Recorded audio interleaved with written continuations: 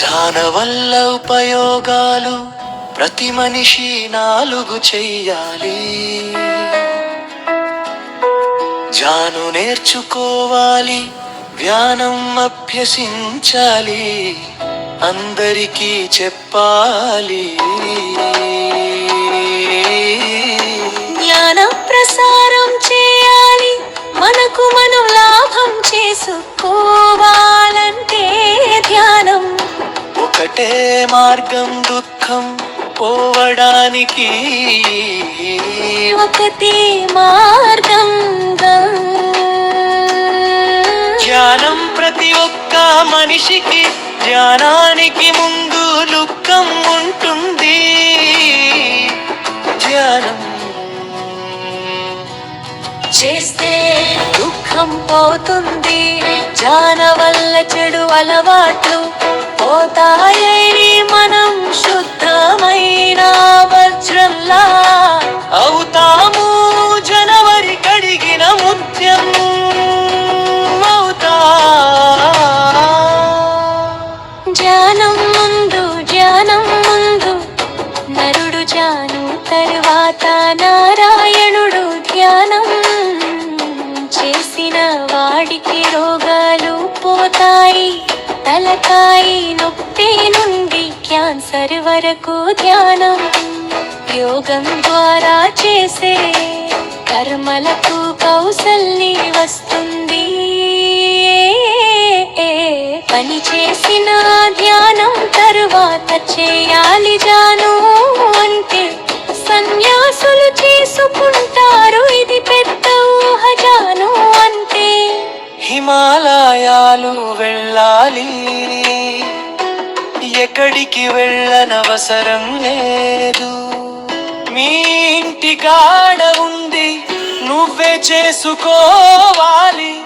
ఎలా చేయాలి? శ్వాస మీద జాస, ఇది సూత్రం. పాదాల 2 క్రాస్ చేసుకుని 2 కళ్ళు మూసుకోవాలి. ఎప్పుడు చేయాలో ఎప్పుడైనా ఏ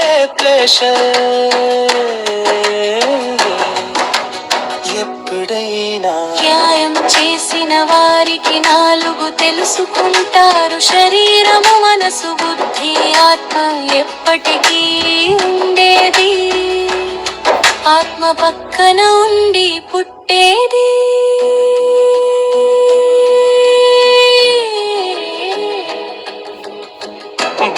బుద్ధి అనేది మనసును నియంత్రిస్తుంది. మనసు శరీరానికి ఆలంబన. హిమాలయాల్లో ధ్యానం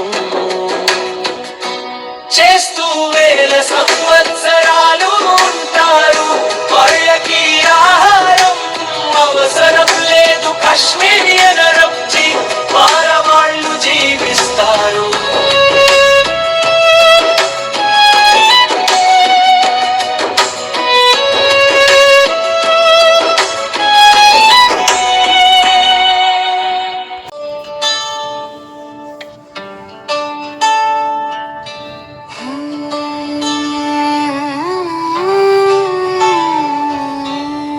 ధ్యానం చేయటం వల్ల శక్త వృద్ధి,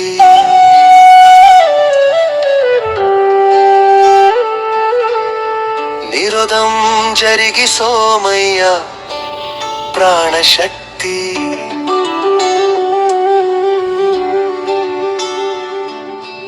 లోపలికి ప్రవేశిస్తుంది, నాడీ శృతి జరుగుతుంది. మనకు చెత్త సీరియల్ ఉంటాయి, జాను చేసిన వారికి తెలుస్తుంది.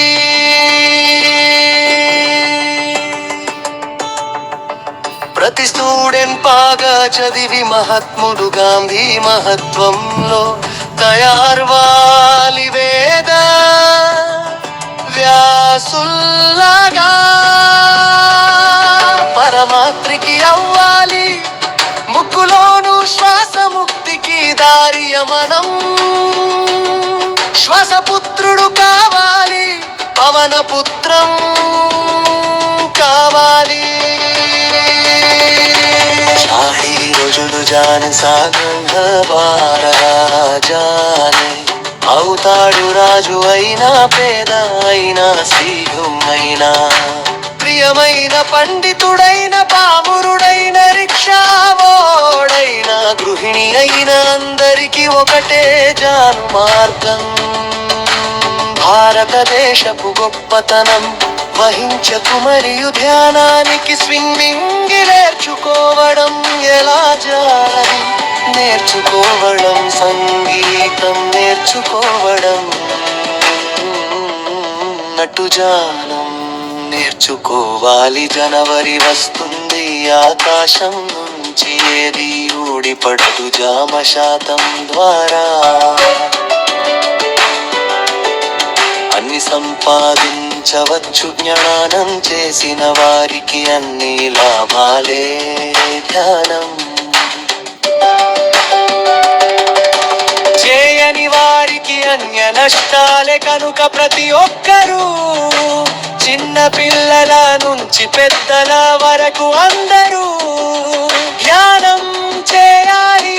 ధ్యానం బుద్ధుడు మనకు నేర్పాడు, అది మన పత్రిజీ గారి ద్వారా.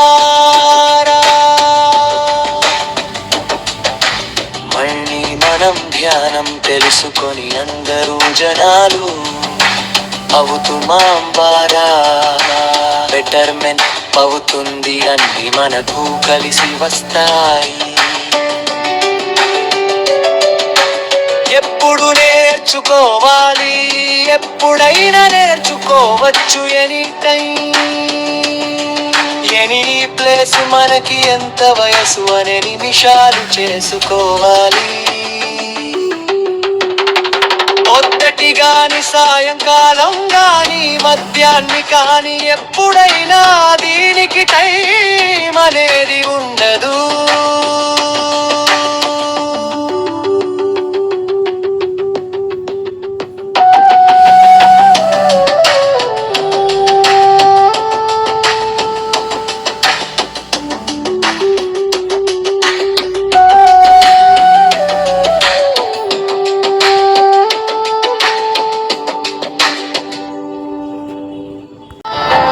జానా వల్ల ఉపయోగాలు ప్రతి మనిషి 4 చెయ్యాలి. జాను నేర్చుకోవాలి, ధ్యానం అభ్యసించాలి, అందరికీ చెప్పాలి. జ్ఞాన ప్రసారం చేయాలి, మనకు మనోలాభం చేసుకోవాలంటే ధ్యానం ఒకటే మార్గం. దుఃఖం పోవడానికి ఒక్కటే మార్గం ధ్యానం. ప్రతి ఒక్క మనిషికి ధ్యానానికి ముందు దుఃఖం ఉంటుంది, ధ్యానం చేస్తే దుఃఖం పోతుంది. ధ్యాన వల్ల చెడు అలవాట్లు పోతాయి, మనం శుద్ధమైన వజ్రంలా అవుతాం. జనవరి